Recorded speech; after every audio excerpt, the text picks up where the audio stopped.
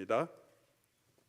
오늘 이제 야고보서 우리 마지막 부분을 묵상하고 다음 주부터는 요한복음 우리 말씀 중에서 특별히 예수님의 기적들을 함께 표적이라고 하는데 살펴보면서 우리 하나님의 은혜를 함께 나누어 가려고 합니다.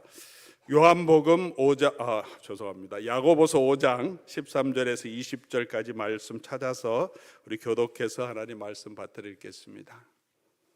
너희 중에 고난 당하는 자가 있느냐 그는 기도할 것이요 즐거워하는 자가 있느냐 그는 찬송할지니라.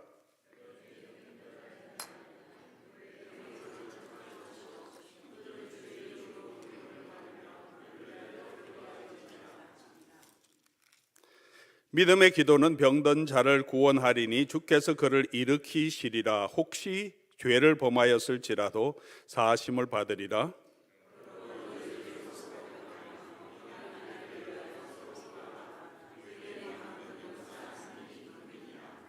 엘리야는 우리와 성정이 같은 사람이로되 그가 비가 오지 않기를 간절히 기도한 적 3년 6개월 동안 비가 오지 아니하고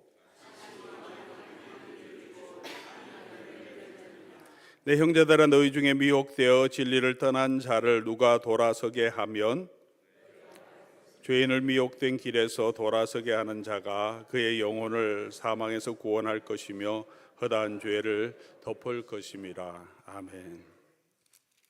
오늘 본문 내용들을 우리 함께 살펴보며 하나님이 우리에게 주시는 은혜를 같이 나누면 좋겠습니다. 우리 모든 구절을 다 살펴보면 좋겠는데 우리 수요 기도회 시간이 있어서 준비하다 보니까 마지막 19절 20절 권면까지는 시간이 안 될 것 같아서 특별히 오늘 기도에 대해서 우리 같이 함께 살펴보면 좋겠습니다.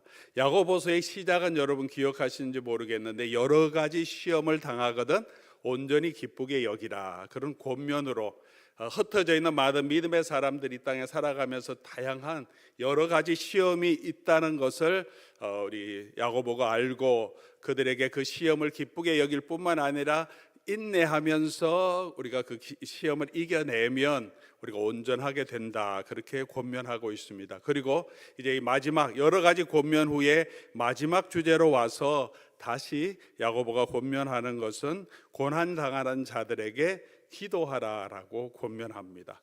처음에 고난당하고 시험당하는 사람의 주제로 시작했다가 또 마지막에도 고난에 대한 이야기를 나누는데 처음에는 인내하라 그렇게 말하고 그 인내할 수 있는 힘이 뭐냐, 이 마지막 결론은 기도라고 야고보가 권면합니다. 이 세상을 살아가고 있는 누구나 모든 사람들은 여러 가지 시험을 당할 수밖에 없고 그것이 우리가 당하는 영적인 현실입니다. 믿는 사람뿐만 아니라 믿지 않는 사람들도 이 땅을 살아가는 동안에는 여러 가지 어려운 일들이 있습니다. 유럽의 사람도, 아프리카에 있는 사람도, 중동에 있는 사람도, 한국에 있는 사람도, 미국에 있는 사람도 다 여러 가지 고난이 있습니다. 부자도 고난이 있고 가난한 사람도 나름대로 고통과 고난이 있습니다. 공산권에 살고 있는 사람도, 이슬람권에 살고 있는 사람도, 우리 한국과 미국 같은 그런 자유민주주의 국가에 사는 사람도 거기도 고난이 있습니다. 나름대로 고난이 없는 지역도 없고 사람도 없습니다. 2000년 전에 살던 사람도, 그리고 중세시대 살던 사람도, 그리고 현대에 살아가는 우리들도 고난이 있습니다. 우리가 고난이 있는데 고난의 현실에서 우리가 무엇을 해야 할 것인가, 야고보는 흩어져 있는 성도들에게 권면하면서 인내로 온전히 이루는 것과 함께 우리가 그 인내로 이루기 위해서 또 인내로 다 견디기 힘들 때 우리가 기도할 수 있다고 말합니다. 고난과 유혹과 시련을 이기는 것은, 그 영적인 원동력이 되는 것은 기도라고 말합니다. 오늘 13절 말씀 보니까 너희 중에 고난 당하는 자가 있느냐라고 야고보가 권면합니다. 이 영적인 지도자가 그 스스로도 너무나 많은 고난을 겪었고 지금도 정말 고난 가운데서 기도하는 종이라는 이름을 가지고 있던 이 경건한 야고보가 성도들에게 이렇게 말하죠. 여러분 중에 고난당하는 사람이 있습니까? 몰라서 묻는 것은 아니죠. 이미 다양한 시험을 당하고 있는 성도들의 현실을 야고보가 누구보다 더 잘합니다. 당연히 있을 줄 알고 반어법적으로 질문하는 거죠. 우리 사랑하는 교우 여러분, 오늘 이 수요 기도회에 오신 모든 성도 여러분, 또 온라인으로 함께하는 성도 여러분, 여러분 중에 고난당하는 분들이 있습니까? 여러분 중에도 고난당하는 사람들이 분명히 있습니다. 우리 인생의 아픔과 눈물과 걱정과 염려, 힘든 삶이 없는 부분들은 아무도 없습니다. 사업을 하는 분들은 사업 때문에 어렵고, 옆에서 보면 뭐 잘 되는 것 같아도 그 사업을 한다는 것이 결코 쉽지 않죠. 여러 가지 어려운 고비들이 있습니다. 사업에 실패한 어려움도 있고, 늘 오늘은 어떻게, 다음은 어떻게, 올해는, 내년은 어떤 일이 일어날지 모르는 그런 걱정도 있습니다. 질병으로 고통당하는 분들도 계시고, 또 갑작스럽게 질병으로 또는 사고로 가족을 먼저 보낸 분들도 있습니다. 사별도 슬픈 일이지만 또 사별 후에 혼자 남아서 생계를 유지하고 자녀들을 돌보고 살아가야 하는 삶의 무게도 만만치 않습니다. 돌아간 분은 하나님과 함께 또 하나님의 나라의 평안에 살지만, 남아있는 사람들은 그 짐을, 생계의 짐을 혼자서 짊어지고 또 외로움도 견디고 그리움도 견디며 또 삶의 모든 어려움을 또 살아가야 합니다. 자녀들의 여러 가지 일들로 또 여러 가지 걱정도 있고 마음의 아픔도 있습니다. 신분의 어려움 때문에 마음 고생하는 분들도 있습니다.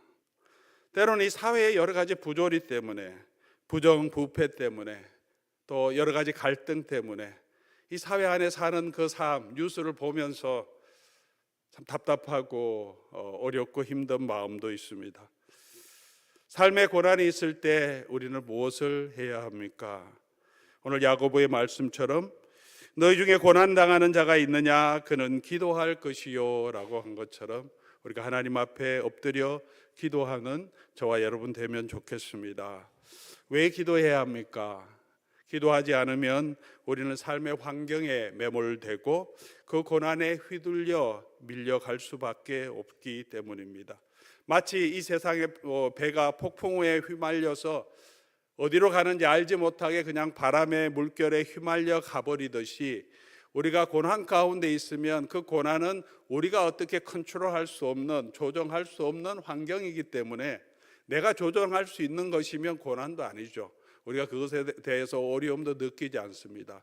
우리에게 다가가는 환경은 내가 컨트롤할 수 없는 통제의 범위 밖에 있는 거죠. 질병을 우리가 어떻게 컨트롤할 수 있겠습니까? 사회 부조리를 우리가 어떻게 바꿀 수 있겠습니까? 자녀들의 문제를, 또 생사화복의 모든 문제를 우리가 어떻게 할 수 없습니다. 그렇기 때문에 우리는 그 문제 때문에 그것이 움직이는 대로 그냥 이리 갈 수밖에 없고, 환경이 주어놓은 대로 적응해서 버텨 살아갈 수밖에 없는 것이 현실인데, 그럴 때 우리가 해야 할 것이 뭐냐 하면 우리의 중심을 바로 잡아야 하는데, 우리의 중심을 바로 잡는 길이 뭐냐면 하나님 앞에 엎드리는 거죠. 하나님 앞에 엎드려서 하나님 앞에 기도하는 것, 이것이 마치 폭풍에 휩쓸려 가는 배에 우리가 나침판을 들고 우리가 어디로 가는지를 알고 그 방향으로 계속해서 걸어 이렇게 배를 이끌어 가야 하듯이, 그렇게 하나님 앞에서 우리가 어디에 서 있는지, 우리가 누구인지를 다시 붙드는 것은 기도밖에 없습니다. 기도는 우리로 하여금 다시 하나님 앞으로, 고난 가운데서 하나님을 바라보고 하나님 앞에 서게 하는, 우리의 삶을 reorient, 다시 우리의 삶의 초점을 하나님께로 바꾸는 가장 중요한 방법입니다.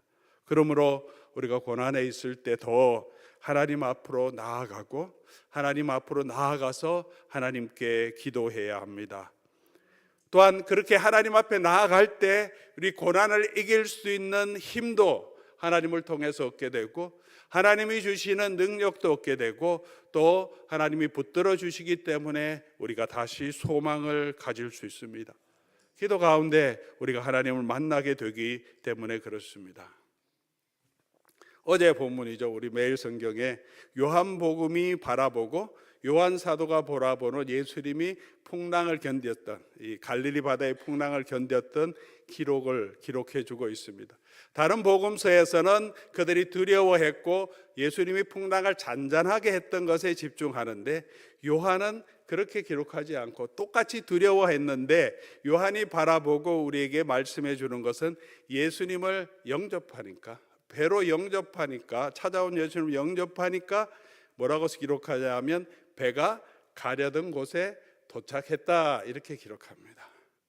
우리가 예수님 앞에 서고 예수님을 풍랑 가운데 영접하면, 그 예수님을 기쁘게 영접하면, 그 예수님과 함께하면 그 배는 도착한 가야 할 그곳에 안전하게 도착하게 된다는 것을 보여주는 거죠. 우리의 삶이 우리가 알지 못하는, 지금 우리가 어디로 가는지 알지 못할지라도 우리가 예수 그리스도를 영접하고 또 예수 그리스도 앞에서 예수를 바라보고 그의 인도하심을 기도 가운데 따라가면 우리의 삶은 결국은 주께서 우리가 가야 할 그곳에 안전하게 도착하게 하실 줄 믿습니다. 그렇게 기도를 통하여서 예수님께로 나아가고 예수님을 바라보는 저와 여러분 될 수 있기를 바랍니다. 그 앞에 엎드릴 때 주께서 우리에게 힘을 주시고 또 우리의 기도를 들어주심을 경험함으로 우리가 더 믿음 가운데 설 수 있고 또 우리의 믿음도 더욱더 견고하게 해주심으로 우리 폭풍이 아니라 그 안에 계신 예수 그리스도를 바라봄으로 내 영혼이 또 우리의 삶에 하나님이 주시는 평안을 우리가 누리게 될 줄 믿습니다. 여러분 중에 고난 당하는 분들이 있습니까? 지금 또 여러 가지 고난과 근심과 어려움이 있습니까?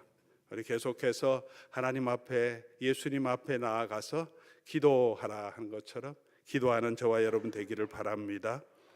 특별히 이 기도를 고난을 이야기하면서 우리 14절로 넘어가면서 고난 중에 병든 자가 있느냐라고 사도 야고보는 말합니다. 너희 중에 병든 자가 있느냐? 그는 교회의 장로들을 청할 것이요 그들은 주의 이름으로 기름을 바르며 그를 위해서 기도할지니라. 여러 가지 고난이 있지만 아마 그 중에 가장 가장 일상적인 것, 모두가 다 경험하는 것, 그리고 가장 힘든 것 중에 하나가 질병일 것입니다. 병의 고통이 없는 사람은 아무도 없습니다. 지금 건강할지라도 나는 건강한다고 자신하는 사람이 늘 병약한 사람보다 더 큰 질병이 그들에게 올 수도 있죠. 우리 인생은 알지 못합니다. 병은 누구에게나 있습니다. 먹고 사는 문제와 질병의 문제는 인류가 해결하기 위해 노력하는 가장 큰 숙제 중에 하나죠. 여러 가지 산업혁명이 일어나고 진행되고 있지만 여전히 지금도 우리 먹고 사는 문제를 걱정하고 있죠. 농경이 발전하고 산업혁명이나 2차, 3차, 4차 산업혁명이 일어난다고 할지라도 우리가 생각하는 유토피아 복지의 개념은 일 안 해도 우리가 편안하게 먹고 살 수 있는 삶. AI 시대가 도래하고 모든 로봇들이 다 AI 장착되어서 모든 일을 하면 우리의 삶이 평안할 건가 그렇게 생각할 때 요즘은 또 걱정이 더 많죠. 그 시대에 우리의 삶은 어떻게 될까? 질병도 마찬가지입니다. 예수님 당시에도 질병이 가장 큰 고난 중에 하나였습니다. 20세기가 지나가고 21세기가 되었는데 인류는 여전히 질병 때문에 고난당하고 있고 질병은 우리의 가장 큰 고난 중에 여전히 하나입니다. 22세기가 되면 우리는 질병에서 완전히 자유돼서 영원한 삶을 이 땅에서 살 수 있을까요? 또 다른 여러 가지 질병 때문에 2000년을 경험했는데요. 또 다른 질병 때문에 또 알지 못하는 새로운 질병 때문에 인류는 그 고통 가운데 살아갈 수밖에 없을 것입니다.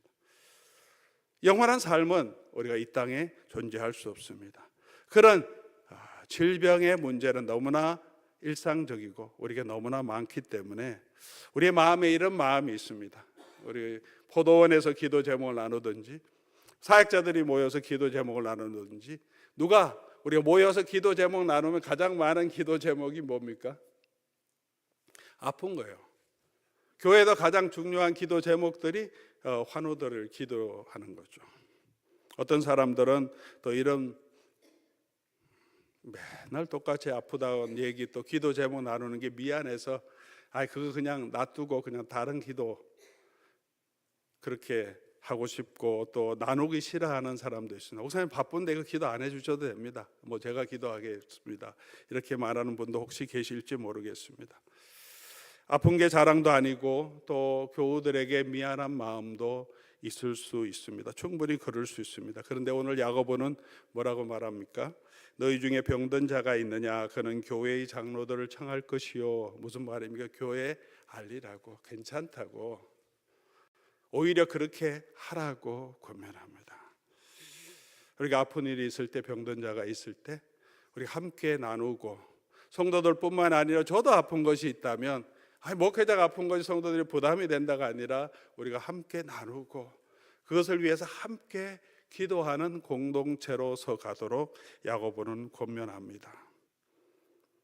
우리 장로님들도, 우리 권사님들도 우리 환우들을 위해서 늘 기도하고 계십니다. 아마 여러분의 포도원지기 또 산지기들도 여러분의 기도 제목을 알고만 있다면 또 특별히 병중에 있는 성도들을 위해서 늘 새벽마다 또 기도하실 때마다 기도합니다. 편안하게 우리의 아픈 것, 그게 가장 힘들고 어려운 일 아니겠습니까? 편안하게 아픔을 나눌 수 있는 교회, 그리고 아픔을 나눌 때 같이 걱정하며 함께 기도할 수 있는 그런 공동체가 될 수 있기를 바랍니다. 그렇게 공동체가 함께 기도할 때, 믿음으로 기도할 때 그 믿음의 기도가 어떻게 해요? 역사하는 힘이 많다라고 격려합니다. 14절에 이렇게 이어갑니다. 교회 장로들을 청할 것이요 그들은 주의 이름으로 기름을 바르며 그를 위하여 기도할지라. 주의 이름으로 기름을 바르며 그를 위해 기도할지라. 기름을 바르는 것이 어떤 성류가 되어서, 기름 바르면 그게 어떤 매지컬한 파워가 나타나서 그 사람을 치유하는 것은 아니고, 기름 바르는 것은 우리 신약학자들이 해석하면서 두 가지 의미가 있을 것이다 이렇게 얘기합니다. 특별히 고대에 약이 많이 없던 시대에 상처가 있을 때 기름을 바르는 것은 우리 선한 사마리아인의 비유에도 나오듯이 여러 가지 타박상 있고 상처 입을 때 포도주 기름을 발라서 치유하는 것, 기름에는, 관유에는 그런 치유의 성분도 있습니다. 그렇게 해서 아픈 사람에게 기도의 핏만뿐만 아니라 치유할 수 있는 기름을 바르는 의미도 있고, 또 하나 기름을 바른다는 것은 뭐 열병 났는데 기름 바르면 낫는 것, 그런 것은 아니겠죠. 또 하나 기름을 바른다고 할 때 그 기름 부음, 또 기름 바름의 의미는 이 제사장, 선지자, 또 왕들을 구별할 때 사람 위에 관유와 기름을 바르고요, 성물을 구별할 때 그것도 기름을 뿌리고 기름을 바릅니다. 거룩하게 구별하는, 아픈 사람들이 이 공동체의 부담스러운 존재가 아니라 기름을 바름으로 하나님의 은혜로 덮어주는 것을 상징하고, 또 구별된 사람으로 우리가 함께 기도해야 될 거룩한 하나님 앞에 구별된 성도로 그렇게 기름을 바르면서 결국 치료자이신 하나님께 맡기며 함께 기도해 나가라라고 말합니다. 그렇게 우리가 가지고 있는 여러 가지 아픈 부분들을 우리 공동체와 함께 나누고 서로를 위해서 기도하고, 교회 우리 장로님들 또 리더들은 또 그 병든 자들을 위해서 함께 간절히 또 기도하며 하나님이 치유하심을 우리가 함께 경험해 나갈 수 있기를 바랍니다. 또 한 가지 흥미로운 것은 우리 17절로 넘어가면 17절, 15절, 16절로 넘어가면 이 믿음의 기도, 그다음 치유를 계속해서 지금 설명해 나가고 있습니다. 17절까지 다, 18절까지 다 기도에 대한 이야기인데, 치유와 기도 가운데 어떤 주제를 야고보가 이야기하냐 하면 15절, 16절 우리 같이 한번 읽어보겠습니다. 믿음의 기도는 병든 자를 구원하리니 주께서 그를 일으키시리라. 혹시 죄를 범하였을지라도 사하심을 받으리라. 그러므로 너희 죄를 서로 고백하며 병이 낫기를 위하여 서로 기도하라. 의인의 간구는 역사하는 힘이 큼이니라. 우리가 많이 기억하는 구절은 15절 첫 번째 보죠. 믿음의 기도는 병든 자를 구원하리니 주께서 그를 일으키시리라. 많이 인용하고 기억하는 기도 제목이고요. 그 구절이고, 또 16절 마지막에 우리가 다 알죠. 의인의 간구는 역사하는 힘이 많다. 그래서 이 두 가지를 연결해서 믿음으로 막 기도하면 하나님이 다 치유해 주신다. 또 한 가지는 의로운 사람이 있으면, 그래서 여러분 내 기도는 안 들어주실지 모르니까 목사님한테 저한테 와서 저에게 기도 부탁하고, 또 교회 성도들 중에 참 저분은 기도하면 하나님이 들어주실 것 같아. 그래서 그런 분들에게 기도 부탁하죠. 우리 캐톨릭에서는 자기 수호 성자가 있어요. 성인이 있어요. 마리아를 통해서도 기도하고요. 왜 그렇게 하냐 하면 이런 마음이 있어요. 의인이 간구하면 성자가 아니죠, 성인이라고, 세인트라고 이렇게 칭송돼. 그런 분들이 하나님께 구하면 내가 기도하는 것보다 훨씬 잘 들어주실 거 아니야. 그래서 그 세인트 패트릭의 이름으로, 세인트 누구의 이름으로 그렇게 기도하는 거예요. 그리고 마리아의 이름으로도 기도하고요. 근데 오늘 본문은 그런 말씀을 하는 것이 아닙니다. 누가 믿음으로 기도하는가? 근데 이 중간에 가운데 설명하는 게 무슨 주제를 나오냐면 죄 용서함에 대한 이야기, 죄를 고백해야 하는 이야기를 같이 섞어 있습니다. 이게 연결되어 있어요. 믿음의 간구는 병든 자를 구원하는데 주께서 그를 치유하신다. 기도로 치유하시는데 혹시 뒤에 뭐가 나오면 죄를 범하였을지라도 죄 사함을 주신다.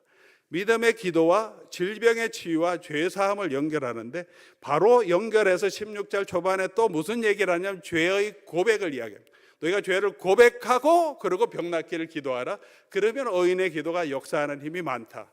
우리 기도와 죄 용서함, 그리고 죄를 고백하는 것과 병이 치유되는 것들, 지금 이렇게 다 연결된 주제로 지금 야고보가 말하고 있습니다.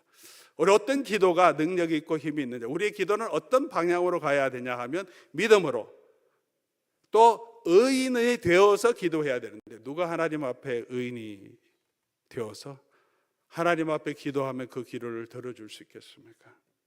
하나님 앞에 의인은 하나도 없습니다. 의인으로 인정받는 사람은 있습니다. 누가 의인으로 인정받습니까? 예수 그리스도의 보혈의 십자가를 믿는 믿음을 가진 사람. 그래서 믿음과 의인은 연결되는 거죠.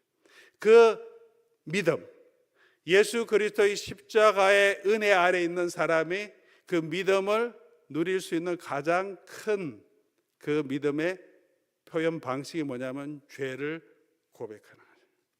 자기 죄를 고백하는 거죠. 죄를 고백하면, 그리고 또 병중에 있는 사람들이 병에서 구원받는 것뿐만 아니라 믿음의 기도는 어떤 역사가 있냐면 병의 치유뿐만 아니라 병이 치유되지 않더라도 그의 죄를 범했을지라도 죄 사함을 받게 되는, 육체의 질병보다 더 중한 영적인 질병에서도 치유함을 얻게 된다라고 말하고 있는 거죠. 복음서를 보면 예수님이 너가 치유함을 받았다 하는 말과 너가 죄사함을 받고 구원을 얻었다, 치유함을 받았다, 구원을 받았다 하는 말이 동일한 헬라어 단어를 사용합니다. 치유받았다는 것, 예수님이 왜 육체의 질병을 치유해 주시냐면 우리의 육체의 질병도 치유해 주실 뿐만 아니라 더 큰 영적인 질병도 우리 하나님이 치유해 주시고 우리를 구원해 주신 분이고, 예수 그리스도를 믿음으로 우리는 그 하나님의 영원한 구원으로 갈 수 있게 되기 때문에 믿음으로 구하는 기도는 예수 그리스도의 십자가의 보혈을 의지하며 의롭다함을 가지고 자기 죄를 고백하면서 하나님께 기도하는 그 기도는 육체의 질병을 치유하는 능력을 받을 뿐만 아니라 넘어서서 그 죄 사함을 얻는 은혜로 영원히 하나님과 더 가까워지는 놀라운 축복으로 우리를 이끌어 주신다는 것입니다. 또한 우리가 죄를 고백하는 것도 16절에 말합니다. 너희의 죄를 서로 고백하고 병 낫기를 위해서 서로 기도하라. 죄를 고백하고 서로 기도하면 병이 낫게 된다라고도 이 구절은 또 의역할 수도 있습니다. 문법적으로 이렇게 함께 섞여 있는 그런 의미가 있습니다. 병 낫는 것과 죄를 서로 고백하는 것. 이 죄를 고백하라고 하는 것은 이거 지금 캐톨릭에서 말하는 것처럼 고해 성사를 하라는 의미는 아니죠. 서로 고백하는 거죠. 신부에게 또는 목사에게, 장로들에게 죄를 고백하는 것이 아니고 서로 고백하는 것. 죄를 고백함과 병 낫는 것은 어떤 연결고리가 있을까? 우리 많은 질병의 원인이 우리 마음에서도 나오고요. 우리가 당한 여러 가지 심적인 또 억울함, 상처, 억누린 화로부터 우리 정서적으로, 육체적으로, 정신적으로 또 그것이 육체의 질병으로 나올 때가 많습니다. 우리가 언제 치유를 많이 경험하냐 하면 성령의 충만한 은혜, 성령을 체험할 때 육체의 질병도 성령 충만함과 함께 몸에 있던 육체의 질병도 치유되는 경험이 있습니다. 언제 우리가 성령의 충만함을 누립니까?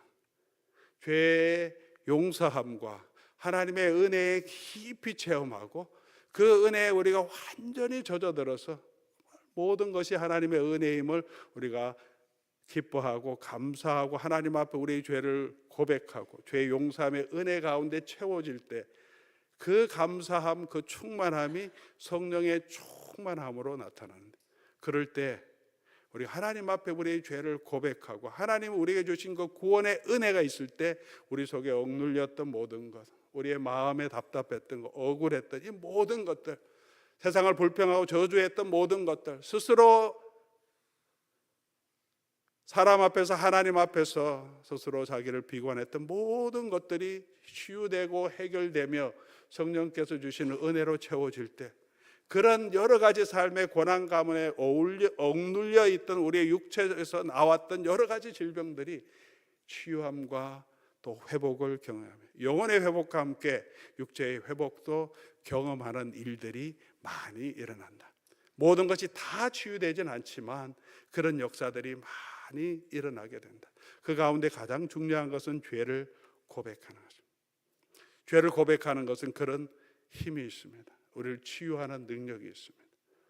우리가 하나님 앞에 우리의 죄를 고백하고 또 한 가지 더 중요한 것은 서로 고백하는, 내가 저 사람에게 죄를 짓고 잘못했고 그런 깨달음을 주셨을 때 하나님 앞에 죄를 고백하고 인정하고, 그리고 그것뿐만이 아니라 그 사람에게 찾아가서 힘들고 부끄럽고 또 자존심이 조금 또 상하기도 하지만 그걸 다 내려놓고 형제님, 자매님 또는 아내든 남편이든 부모님이든 또 직장의 동료든 내가 나에게 참 잘못했다, 미안하다, 내 잘못을 용서해 달라고 고백할 때 하나님께서 우리에게 주신 은혜를 인정하고 실제로 그 고백을, 용서를 구하며 고백할 때 성령께서 그 마음 가운데 역사하시고 관계가 회복되고 우리 속에서도 하나님이 주시는 많은 치유를,